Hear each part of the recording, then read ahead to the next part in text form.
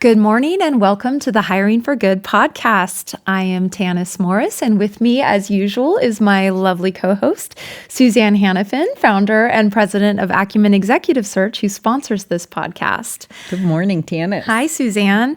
So today, we're very excited to welcome Hart Williams, founder and CEO of Cloud Capital, to our podcast.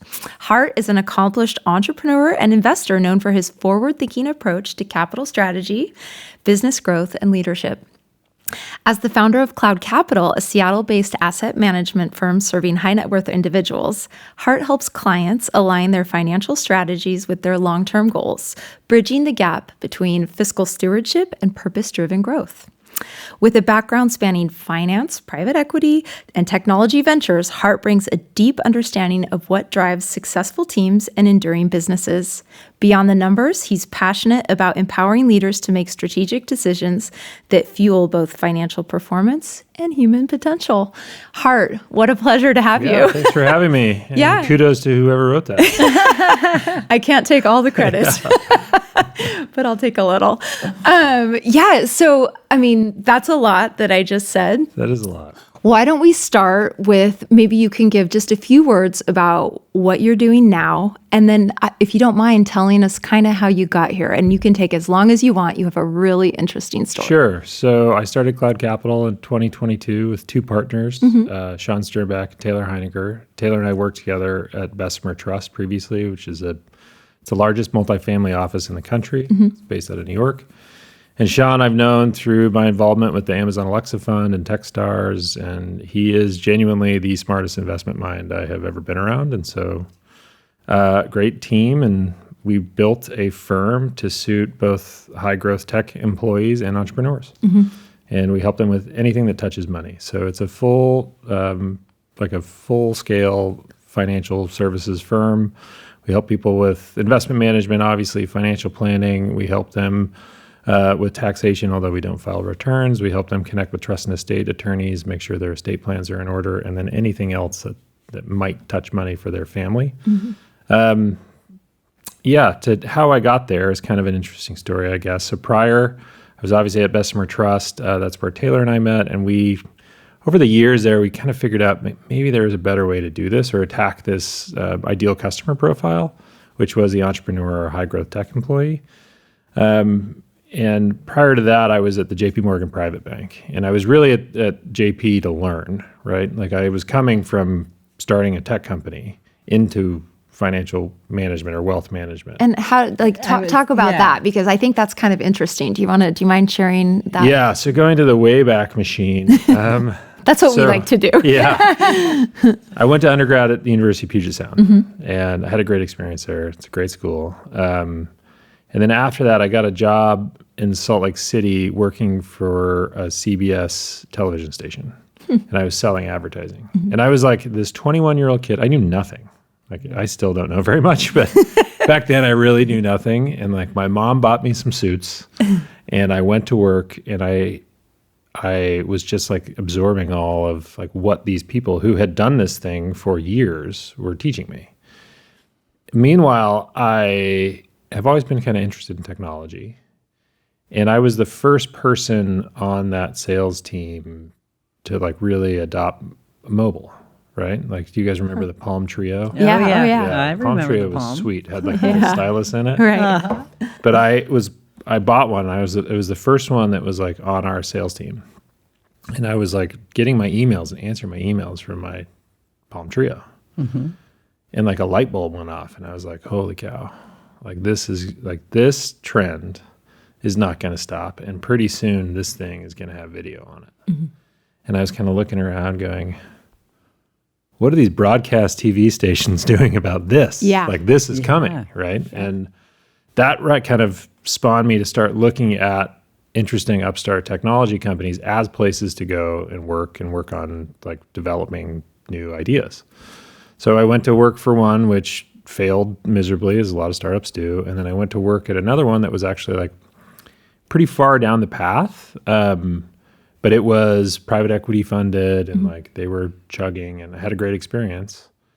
And And that really prompted me to say, like, I think I can do one of these. Like, I think I can start one. So I got together with some guys and we started a company. And at the time I was kind of also going through business school, and that was enlightening. And I put a lot of their processes into kind of like how we build it. And we ended up building a software solution for vacation rental managers. So like not Airbnb or VRBO, those are distribution channels from our perspective. But we built software for vacation rental managers using managing 10 to 70 or 80 properties, right? Okay. And it was like a centralized hub where they could manage rates, manage images for their websites, connect to the distribution centers like Booking.com, HomeAway, Airbnb, those types of things, and spin up their own thematic website. And we grew it for 6 or 7 years and sold it. And after that, I had no idea what was next. So we had this crazy 90-day period. Like the business was transacting. My wife was graduating with her business degree, and we got an unsolicited offer on our house. And we had a 6-month-old baby. Oh my God. So I was like, well, there's nothing really tying us to anything right now. Where do we want to raise kids? Like, where do we want to have a family? And we'd been coming, at the time we were living in Denver, Colorado. We were coming up here during the summers because my parents had a place up here. And we loved it. And I was like, well, let's kind of create some criteria by which we want to like live our life. Like, what does that look like? And so we kind of searched the West Coast from, San Diego to Vancouver, Canada. It was like, we wanted to be in a growing and developing business community. We wanted to be near an international airport. We wanted to be close to family. That was huge because like you get fewer at-bats and time with them as you age. And the big one was when we got home, it had to feel like we were on vacation. Oh. So those were the qualifiers. Yeah. And like fast forward, it was very quickly like where we landed, Bainbridge Island, Washington. So we landed there. The business had sold. I was kind of consulting for another company at the time. My wife was in transition with her work, and actually hired a career coach to help me figure out what the heck was next. And I thought it was going to be, it like happened at like a dinner conversation, It's like, oh, I'm a career coach. And I was like, yeah. I've done the Myers-Briggs thing and all that stuff. I was like, yeah, sure, let's try it. And she made me work my tail off. And it was like really enlightening. And we did all these sessions, and she's like, here are the things that I'm hearing from you, and here's what you're showing me, and here's like the areas that you're not addressing. And she's like, I think you need to spend more time in this investment space. She's like, that has lit your fire for a long time, and you've been focused on technology, but like the investment side of technology, and you're interested in helping people and all this stuff. She's like, she gave me a task to go out and do informational interviews. And she's like, you can't have another meeting with me until you hit 45 informational interviews. Wow, that's a lot. Yeah, I did it in 90 days. It was like a grind. And I would like get up, I'd get my clothes on, I'd go on the ferry, and I'd just like network. Yeah. Wow. And in that process, I kicked up some job offers. Yeah. And people are like, what are you doing? I'm like, I'm just trying to talk to 45 different people that work in the investment space in the city of Seattle. And after that, but it was a wonderful exercise because after it, I understood what the landscape was, right? And like what the different players are and kind of the roles that they filled and where the opportunity was. And I could start to see kind of how the tides were moving. So that's when I went to JP Morgan. And I was like, regardless of what I do beyond JP Morgan, I could stay there. That's an option. But like, this is a great foundational place to learn about investments at a massive institution. Right. And how they do it. And, I implemented some like hacker hustler strategies from tech world, and, it worked out. It was a good experience there. And I still maintain a relationship with a lot of people that work there. They're great guys in the Seattle office and girls. And I think very highly of them. But I got hired away to Bessemer to work for a guy that I really liked and respected. His name was Steve. And we had a good thing going, and then COVID happened, and he ended up moving to LA with his partner. And, I started talking to Taylor more and more, and we kind of identified this thing, and that's how it happened. So that is a long-winded story. No, actually, I think it's wonderful. Honestly, I think everything that comes, it's helpful to hear the journey, and we really like a well, and it always amazes me that very few people's journeys are a straight line. Yeah, it's rare. Especially in the entrepreneurial space, right? Exactly, left and right. And so share with us some of these formative experiences, whether it's with a mentor or, again, that's big, just moving without a job. But has there been others that you can share with us that kind of led you down this path? Moving without a job is attributed to one person, and he lives in Vail, Colorado. His name's Kelly. And we went to business school together, and he is like one of the most grounded, awesome people I've spent time with. And he told me, I was like, how is it in Vail? Like having a career and living in a ski town. Yeah. Like, what's that like? And he's like, you got to live where you want to live first. He's like, that changes your whole perspective on the rest of things. Huh. Right? And I was like, okay, that's interesting. He's like, yeah, like I have a great job now because I lived where I wanted to live first. And I was happy waking up every morning, and then I could go kind of chase the thing that I was really interested in. And then lo and behold, years later, he was the COO or CEO, something chief at like a huge orthopedic venture institute based in Vail. Wow. And so that one stuck with me. That was a good one. I mean, there's so many lessons along the way. Like I have made so many mistakes. And so you learn a lot from that. My wife's also really good about like pointing out some of those mistakes, not in a sense of like you screwed this up, but in a sense of like, I think we've learned this before. Yeah. Right. And that's super helpful. I think the name of the company that we started, it was the tech company, was One Rooftop. And part of that career coaching session that I did after that was a little bit of a postmortem on One Rooftop. And a lot of it was like, what would you do differently? How would you change your process? Like, what have you learned not to do? Yeah. Right. And I think that was a really, really fascinating experience. Just like I had no job, I had kids and a wife, but I had time on my hands. And I was like in a totally reflective state about the thing that just ended. And so I had a lot of time to think about it. So I have to ask, we talked about falling forward in other episodes, but what was the big takeaway? What would you have done differently? Yeah, so there's a lot of things I wouldn't have done differently. Like the people that I worked with were outstanding, and I wouldn't have changed that. I think the timing was okay, and you can't control timing, but I think we were in the right place in the right time for some things. The thing that I would have changed is I would have spent more time, less time building in the beginning and more time researching. And what I mean by that is like we would often build to test new things, whether they were products or solutions or, we're searching diligently for like that product market fit.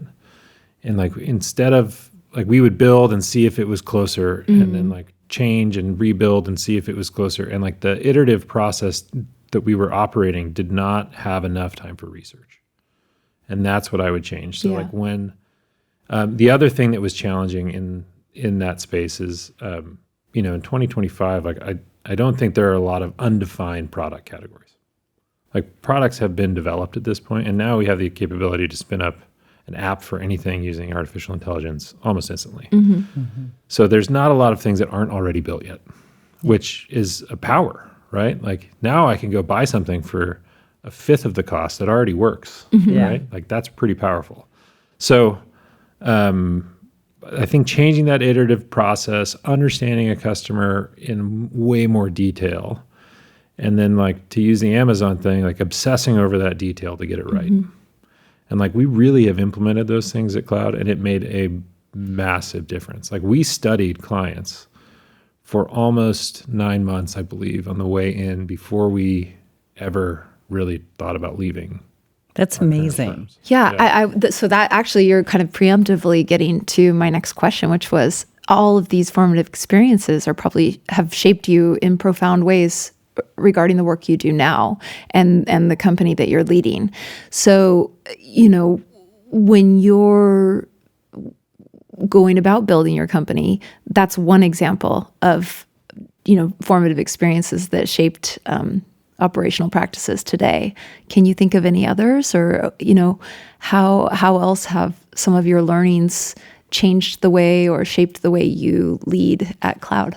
Yeah, well, one of the biggest learnings is like we left a good scenario for hopes of a better scenario, right? And the feeling of walking away from something that was good to like push the chips in on yourself and like an idea, is very fresh for all of us. Like, and we've had good success, and we're doing the things that we were hoping to do, and the growth is what we were hoping it would be. But I still very adamantly remember sitting in a room with Sean and looking at a computer screen with the aggregate master accounts of our firm of 1 and the balance being 0. And I was like, okay. Yeah. Here we go. We need a client. We got to get a client. Let's go. So I remember that, and I think that that's been a driver. And like when we hit milestones now, like Sean and I will talk, Taylor and I will talk, and it's like, man, I remember when it was 0. Yeah. I remember like, okay. And like in the beginning, like there was a lot of hustle. And like, I think that, we just hired a new wonderful person in Southern California. And we're thrilled he joined the team because he is the exact human being that we were looking for. And when we were talking in the interview process, I was like, I don't think you've seen like what we're doing yet. Like, because like what we have in all of us is this, and like, I hate hustle culture. Like, I'm not like the bro-y, hustle-y type, but I was like, you have 3 somewhat senior people who are working together on a common objective of growing a team and growing a firm and making sure it's great for clients. Yeah. I was like, and we work somewhat tirelessly about that. And I was like, I don't know if you've been in a scenario where people will respond to your emails at 6 a.m. or 10 o'clock at night, but they will never require you to respond at 6 a.m. and 10 o'clock at night. But it's all so that we can all be better. Yeah. And this morning, I was driving down here and on the way to my meeting, and he calls, and we're working on, setting people up. There's always things that go haywire. Yeah. Right? Yeah. In this case, we had some file sharing things we had to fix. Yeah. But he called, he's like, I was really sorry to be emailing you like at 8 o'clock at night. He's going to Japan. He's doing all this stuff. I'm like, oh, it's great. Like, if I didn't want to work, I wouldn't work. And I expect the same of you. And so you talk about the scenario, and I hear a lot of values that you have intentionally, as you're building, operationalize those values. If you were to say, would your partners and you all agree on the same values on how you are intentionally building this organization? I think the values are somewhat clear. We might have different methods of saying it, right? But it comes down to like, take care of the client first. We have to be compliant in what we do. Yeah. And we have to make it a fun and great place to work. Mm-hmm. Because like, this is a marathon. Yeah. Like, it is not a sprint. Yeah. Hustle culture is indicative of sprint. We don't want that, right? Like a fertile ground where people can plant roots and develop and be better at what they're really good at is what we want to make happen. Mm-hmm. And so having the client-focused or client-first focus, obviously compliance is paired very closely with that in a regulated industry. We can't ever turn a blind eye to that. But having like the idea of what's right for the client and compliance, and then what's right for Cloud Capital to make it a better place to work and develop, like I think we're all 3 very well aligned on that. Well, and you all have been growing really fast. Yeah. Yeah. Do you want to speak to that a little bit? Do you mind? We will let you brag because you should. It's very impressive. Yeah. We've had a good start. It was beyond our expectation. Some months are slower than others, but when you look at the aggregate of years, it's healthy, which we're happy about. I don't want to brag because Am I allowed to brag? I just don't know if I'll get all the statistics right. I feel like the statistics are just muddied because it was started as a very small company, but we're doing the things we were hoping to do, and our objective is to grow the thing into a more substantial regional firm. Mm-hmm. And it's starting to look that way, which is exciting to us. That's really exciting. Yesterday morning we had a prospective call with a client in Connecticut. He's going, hey, are you guys local? We're like, no, 85% of our clients are around the country. And I think it speaks volumes to us, hitting the product market fit on what we're delivering. Mm-hmm. People will be willing to trade what was previously a locally provided service for something that's not. because it's more of a fit for them. So yeah, when I first met Hart, I was very interested to kind of hear his, in my opinion, quite unique approach to an industry that is often a little bit more. It's commoditized. Yeah, you can Yeah. It's a little stodgy. I mean, there's a reason we don't wear, suits all the time. We will. I do have a suit still. But there's a reason why we don't have class, AAA office space. I think that clients are much more savvy today than what they were a while ago. And especially as we deal with these new liquidity events that are happening all around us, right? The tender offers that exist at OpenAI, the SpaceX stuff, the stuff even at Microsoft and Amazon that continues to grow. Like, as we're dealing with newly minted liquidity, as we're dealing with new companies spinning up very quickly, people have access to just way more information. And so they can look at us in a comparative light, or look at wealth management or financial services in a broader comparative light. And I think they can select what they want and don't want in a developed market. Yeah, and with this growth, it has a lot to do with growing your team. What do you look for when you're adding to who you are? I mean, here you've created this reputation. Talk about the alignment and what you. Or you actually just mentioned that you hired your absolutely perfect ideal person. So I'd love to hear, Well, I think it's a mix. So growth, a critical component of our business is growth, right? Like, if you're not doing something to grow your existing footprint, your existing AUM, your existing client base, it's only a matter of time before attrition catches you, right? It forces you to be better. And we're always looking for growth, but we also are always looking for optimization and efficiency. And so yes, the people are a critical component of that. We're also looking at how do we implement more technological solutions that give us more capacity, that give us more reliable, consistent, higher client satisfaction, higher client service, stuff like that, because those are being developed every day. So it's hand in hand, right? When we think of growth, how do you get the right people, and how do you arm them with the best technology so that they can do their job more efficiently, more effectively, more consistently? Yeah. For people, we've never posted a job rec or anything, and we haven't hired a recruiter. It's all been done through our network. And it's been harder than I anticipated it being, finding people who have industry experience in the space, who have all of the regulatory requirements to come and work in a firm like this, who have the desire to grow and build something usually at the expense of walking away from a very comfortable job. That's been harder than I anticipated, because in the tech world, it's readily available. Yeah. Right? There are people that will leave big tech all over the place to go start a new, fresh idea.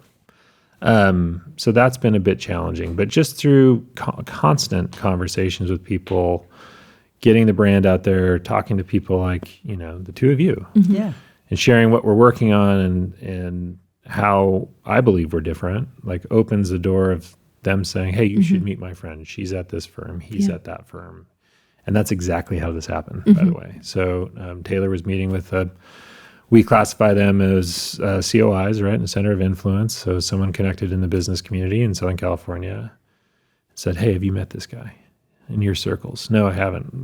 And they went to coffee and chatted, and it was pretty clearly he'd already made the decision to jump and start building and running at this thing. And then it was a question of one, does he want to move? And could we create an environment where he could be successful? But we almost instantly saw, one, he's really good at the client service. He's very detail oriented, right? And the people that he was working with and calling on really liked and respected him, which is good. So that's kind of a big checkbox for us. Two, he's asking us all the right questions, right? And he was really meticulous about the questioning of us. Yeah. Which isn't when I've given a few interviews, I always appreciate it when somebody comes in and they really want to know want to know from us why we're different, right? What are you doing differently? Like, how is that different than this or this or this? Or like, how is that an advantage? How do you do this? How do you do that? Like, it just shows that they're really thinking thoughtfully about like what we've built, which is good. And then the last pool that we saw is although he wasn't in a position to like build a firm, he was really additive in the development of the firm. And so he was taking it on his kind of own volition to go find technology, go find better ways, go build things for the benefit of others. Yeah. I'm like, okay, that's an interesting thing. Yeah. And then at the end, we could make all the puzzle pieces line up, comp, healthcare, timing of start, transition of existing clients, a happy departure, happy joining. Right. And then he gets a vacation. Well, there you go. It all sounds I know. Yeah, so that's what I mean, on perfect fit. that sounds ideal. And it's good for our team. Like all services business have an endemic problem of capacity, and like this grows capacity, and it's good. Yeah, absolutely. Yeah. So I guess like one of my favorite questions that we ask our guests is if you could go back in time and speak to that young 21-year-old man working in advertising sales, which I will mention you are our second CEO to have a background Oh, really? in the early 20s in advertising sales. Yeah, well, there's just a lot of money going on. But anyway, if you could go back in time, what advice would you give your young self? That's a good question. I mean, I think that there's professional advice and personal advice. Like, I think the personal advice would be to be healthier because that catches up with you really quick. And like in the last 5 years, I made a lot of lifestyle decisions to kind of improve health and longevity. And I can't tell you what a positive impact that's had. So like, and small things too, like stretching more. Yeah. Like, it's really important, right? Yeah. I cut out alcohol a few years ago. It's got a noticeable benefit. Yeah. It helps me sleep better, helps stabilize my moods. Not that I'm some super moody person, but I can feel the positive effects from doing that. Exercising, prioritizing that thing, like having control of your day and trying to build a routine at 21 would have been really helpful, right? It would have been less of an adjustment at 40 something than what I had to deal with. So I recommend that. The second thing would be back to probably that research component. Like, and I see it now on social feeds and LinkedIn and all this. There's like all these content pushers who are telling you like, spend 30 days and research AI and do this and do this and do this. Like, okay, that's a little rich. But if I would have taken 20 to 30 minutes a day, every day, and just read deep on one topic for like 3 or 4 months at a time, how deep can you get on the development of mobile technology? How deep can you get on infrastructure changes? How deep can you get on, other business thoughts? Like that would be, I think, way more valuable than building and testing, testing and production. Yeah. Yeah. Right. I mean, the MBA program that I went to, like the process does work. Like the iterative process does work. And you can point to a million examples. And I still remember like a lot of those lectures about stage gates and iterative improvements and all that stuff. And like, it all has value, right? But if you're going at it from a perceived understanding, I would challenge you to go back and validate and revalidate the understanding before you go forward. And I think with doing that research and like making that a regular behavior, it would be immensely helpful. Like I might have identified other opportunities that were really, really valuable. Yeah. Or you would have gotten ahead of some things where maybe we were trailing. Yeah. So, yeah. No, that's interesting. And what an interesting hindsight, because when you're young in particular, and I don't want to stereotype everyone, but I think it's to run fast, to move fast, make a fast decision. And you're actually saying slow down. Yeah, I think so. Think things through a little bit. I mean, I would focus intently on the process. Yeah. Yeah. the process of staying healthy and making sure you're taking care of yourself, and the process of taking action in business. Just understanding what's happening around you, right? Like, how is the world moving? What are people doing? Not like, how do I close this deal today? Do you intentionally spend 20 minutes a day doing that now? Probably close to that, yeah. That's really neat. Do And you Sean schedule it in? No, I don't schedule it in. But I live on an island. So Yeah. I have a 35-minute scheduled boat ride every day almost. Yeah. Less this summer, but we're kind of getting back to it. But Sean and I talk a lot about that, right? Like, we look at this, like, cloud capital is the nucleus of what we think is possible. Yeah. Right. And there's all these adjacent things that are close to it that could be possible other adventures to go on. Right. And so we're kind of always talking about, like, what about this? Or have you seen this company? And have you seen what's happening over here? Or, like, have you seen this tool and how that changes things, how that could change for advisors? Or how do we build this so it's a consistent flow? Or how do we make this happen so it happens with some level of automation, right? Because, like, those little changes end up becoming massive time savers. Yeah. Oh, absolutely. And so, like, we're like, okay, that we believe we got the product market fit right. Like, at this point, I feel like that's validated. No, it's optimistic. And now it's like, okay, how do we make client service and client satisfaction totally sustainable, somewhat automated at a very high level? And to make it scale. Yeah. Like, it has to be scalable to be Right. automated, right? Like, or vice versa. It has to be automated to be scalable. But how do we get this right so that we could, like, the whole kind of litmus inside of our talks is, like, how do we hire someone off the street and they walk in and they're a great advisor working on our platform? Yeah. Like, how do we make the platform controls such so that, like, this human being comes in with the right chemical makeup of a great person, great cloud capital person, and we give them this platform and it's like accelerant, Yeah. right? And they can go and do and be great at it. And we can control it in the right ways and help kind of support them where there might be a deficiency and amplify the things that there might be a superpower and let them run. So those are kind of the things that we're always, like, researching and testing. I don't do I do a little bit of, like, the greater research, but one of the coolest parts about working in this space is, like, you meet so many wonderful people who have done so many awesomely successful things that you learn through them. Yeah. Like, we go to talk to someone at OpenAI and, they don't share any non-private or non-public information or things like that. But they just talk about, like, the theory of where they're headed or the theoretical changes of society. And, like, that'll, like, prompt me to, like, go read about stuff that we could implement or read about other thoughts around the area. So,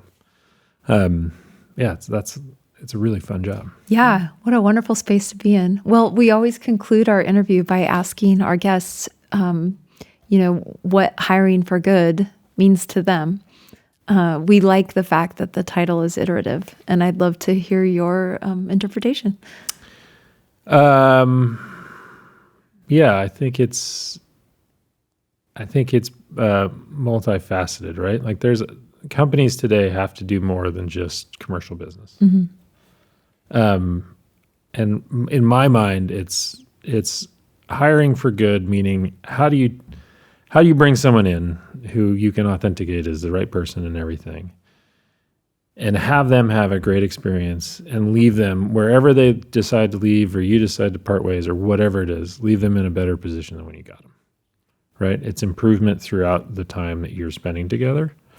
Plus, there's the corporate stuff of, like, as the firm grows, like, how do you make a positive impact on not only your clients but also the communities you serve and the people around those communities, and how do you add value in all the other stuff that you're touching as a company? But I think that hiring for good is bringing talent in, developing them, making them smarter and better and more efficient, and then sending them on their way when they're ready. That's beautiful. I love that. Yeah. Hart, thank you so much for joining us Thanks today. for having me. Absolutely. Yeah, what a pleasure. Thank you. Thanks. thanks for joining us today at Hiring for Good. If you were inspired by our conversation, don't forget to like, follow, and subscribe wherever you get your podcasts. And if you want to learn more about our executive search services, check us out at www.hiringforgood.net or our company website, Acumen Executive Search. Thanks so much, and don't forget to join us next time for another in-depth conversation about transformational leadership. Until then, have fun.